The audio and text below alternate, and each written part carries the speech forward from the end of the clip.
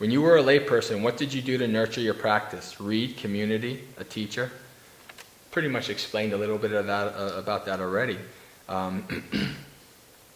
What I found was incredibly important when I started coming here to do retreats.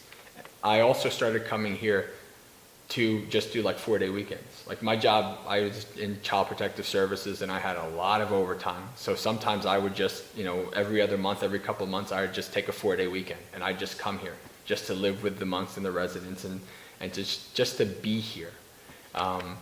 And so what I find was helpful was that when you leave a retreat, for a little bit you're like, oh, like, yeah, I'm a meditator.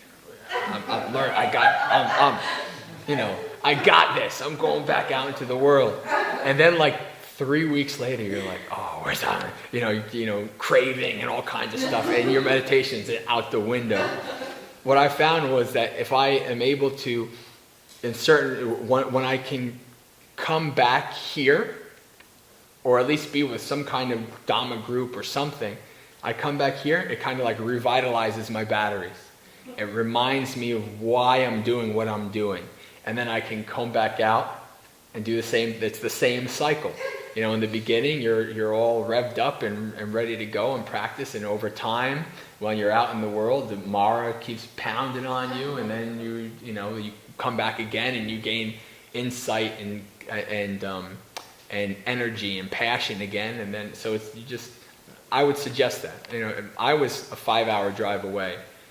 So I wasn't very close, but it was worth it coming here because there's no other place. There's maybe one other place like this in the whole country, to be quite honest with you. There's not that many places that are not only monasteries but also retreat centers and places where you can go and talk to the monks, casually and all this kind of stuff. So for me, this place was a gem. I knew it was just like it was a dream come true. So that's what I suggest. That's how nurture your practice. Keep going.